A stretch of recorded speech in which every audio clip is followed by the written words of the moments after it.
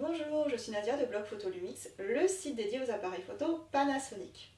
Dans cette vidéo, j'ai envie de vous proposer un petit bilan de 2020, mais surtout une projection sur 2021 et sur ce que pourraient être les prochaines annonces de Lumix. En effet, l'année a été assez riche, on a eu des grosses nouveautés, que ce soit chez Sony, Canon, Nikon ou encore Lumix, avec des boîtiers tantôt plus légers, tantôt plus performants, et pour moi c'est un petit regard sur ce que va être l'avenir de l'hybride et notamment du plein format. Pour nous, l'année 2020, c'est la sortie de notre blog qui va fêter bientôt sa première année, et aussi et surtout le passage au plein format avec le Lumix S1. Et quand deux passionnés de matériel photo parlent ensemble, on vous laisse deviner quel est le sujet numéro 1. Ça fait beaucoup débat à la maison pour savoir quelles seront les nouveautés Lumix en 2021, et on s'est dit qu'on allait vous faire partager cette conversation.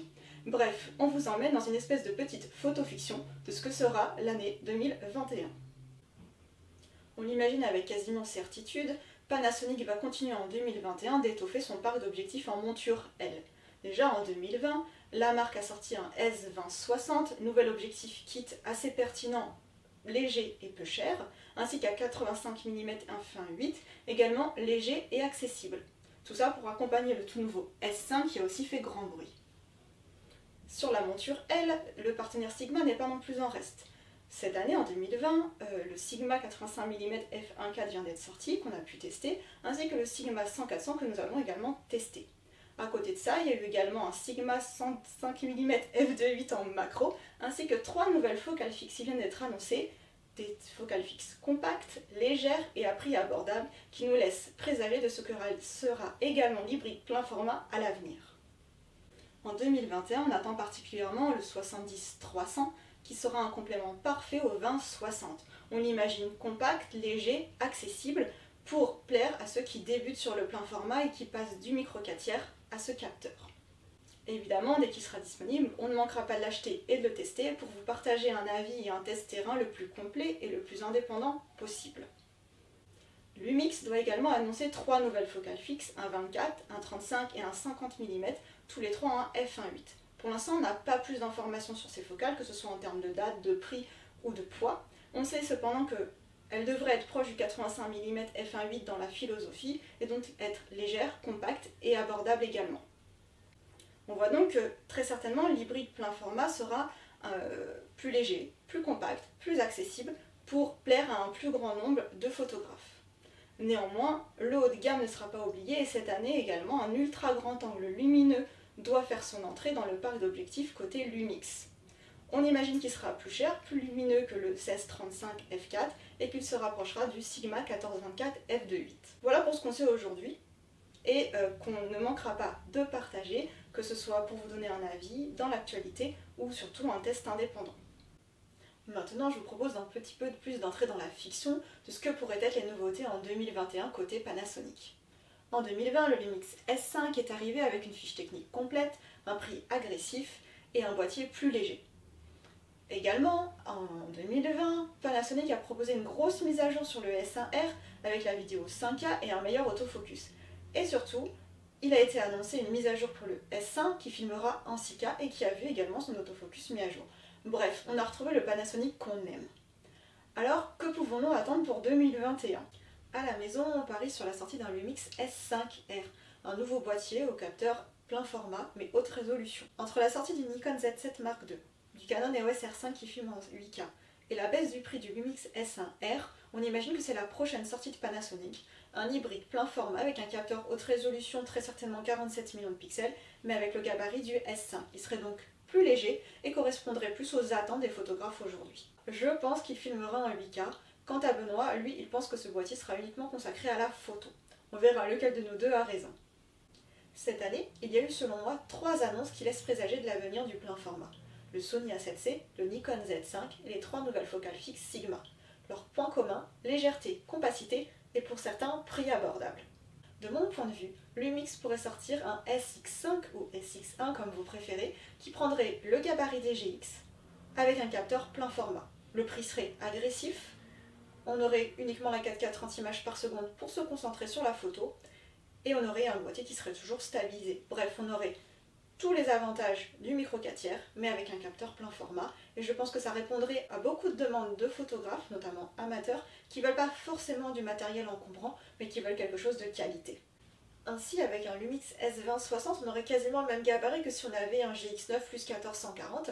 Et pour partir voyager, pour être léger, ce serait hyper facile. Les photographes de rue, je pense, apprécieraient énormément ce genre de duo, ou peut-être même avec une focale fixe en f1.8, parce qu'on n'a pas toujours envie de se trimballer avec quelque chose de gros. Quand on voyage à certains endroits, dans des villes, dans certains pays, on n'a pas forcément envie de se faire remarquer avec un gros boîtier. Mais on a aussi envie quand même de photographier avec qualité. Et quand on a goûté au plein format, on n'a pas très envie de ramener son boîtier micro 4 tiers pour aller voyager.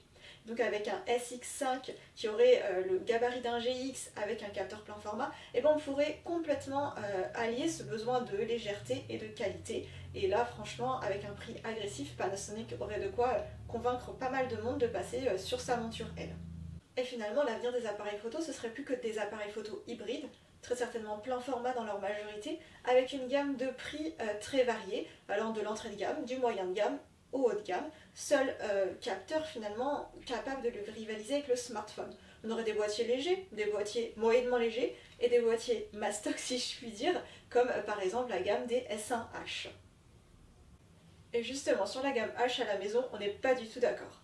Moi je suis persuadée que cette année, Panasonic va sortir un Lumix S5H.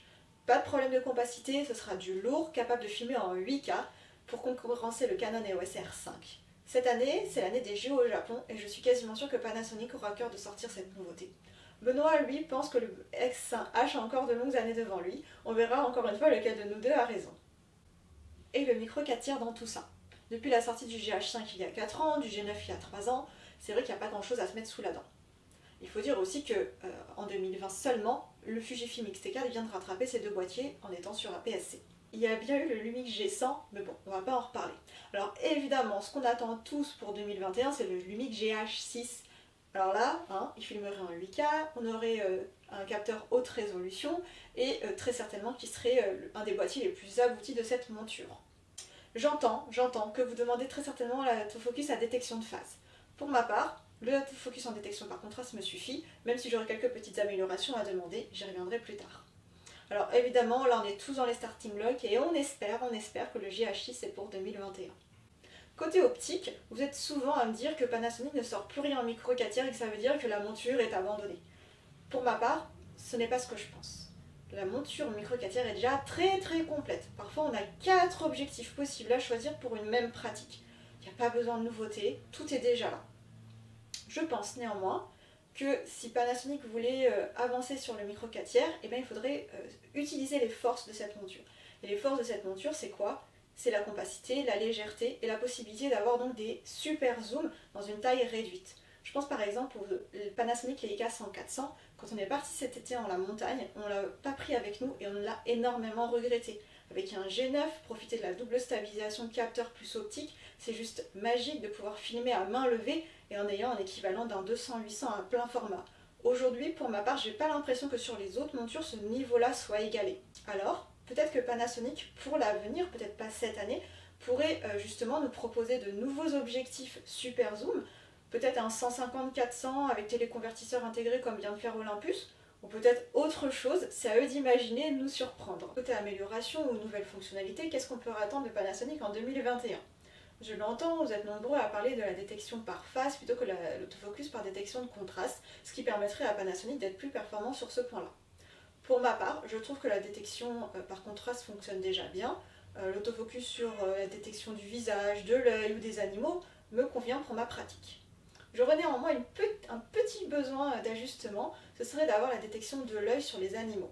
Toujours sur la mise au point, là pour ma part c'est plutôt sur la visualisation. Actuellement, pour savoir si le boîtier fait la détection sur l'œil, c'est une petite croix comme ça qui se met sur l'œil. Je trouve ça pas très visuel, surtout quand on voit pas très bien. Donc je préférais un petit carré qui se met sur l'œil et je suis sûre que beaucoup de monde verrait beaucoup plus clairement que Panasonic fait la détection de l'œil. Autre amélioration, ce qui est plutôt des petits ajouts, ce serait un bracketing sur le style photo. Pour ma part, je photographie qu'en JPEG et j'utilise beaucoup les styles photos de Panasonic, standard, éclatant, portrait, paysage, en fonction de mes besoins. Et parfois j'aimerais pouvoir essayer plusieurs styles pour choisir celui qui me convient le mieux après prise de vue. Donc un petit bracketing style photo serait vraiment chouette. Et enfin, dernier point, un effet peau douce pour les portraits, ce serait aussi un plus plutôt sympathique. Avant de conclure, j'aimerais quand même rappeler qu'on n'est pas dans le secret des dieux. Tout ce qu'on vous propose là, c'est vraiment de la fiction, c'est ce qu'on imagine.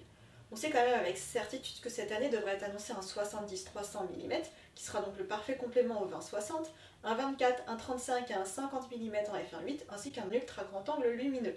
Mais tout ça, c'est dans la roadmap de Panasonic. Comme on vous l'a dit en vidéo, nous on imagine que cette année, Panasonic sortira un Lumix S5R, un boîtier plein format, haute résolution. On espère et on pense qu'il serait opportun de faire un Lumix SX1, SX5 qui s'inspirait des GX. Et on attend, on espère que le GHI c'est pour 2021. On sait qu'il va sortir, on ne sait juste pas quand. Et peut-être que ce sera en 2022, mais nous on aimerait bien que ce soit cette année. Pour finir, j'aimerais revenir sur la rumeur comme quoi Panasonic sortirait un boîtier APS-C. Pour faire un petit peu comme Sony sur la monture E, et ce que semble vouloir faire Canon sur la monture RF, là aussi c'est une rumeur. Je ne pense pas que Lumix puisse jouer sur les trois tableaux, micro 4 tiers, APS-C et plein format. Et je pense surtout que si Panasonic s'inspire du Sony A7C et sort un boîtier avec le gabarit d'un GX mais avec un capteur plein format à l'intérieur, alors la marque pourrait s'économiser ce genre de développement. Voilà, cette vidéo est maintenant terminée, j'espère qu'elle vous aura plu. N'hésitez pas à nous donner votre avis en commentaire, nous mettre un pouce vers le haut si vous avez aimé, vous abonner ou nous suivre sur les réseaux sociaux. Quant à moi, je vous donne rendez-vous sur blog-photo-lumix.com pour plus de contenu. A bientôt!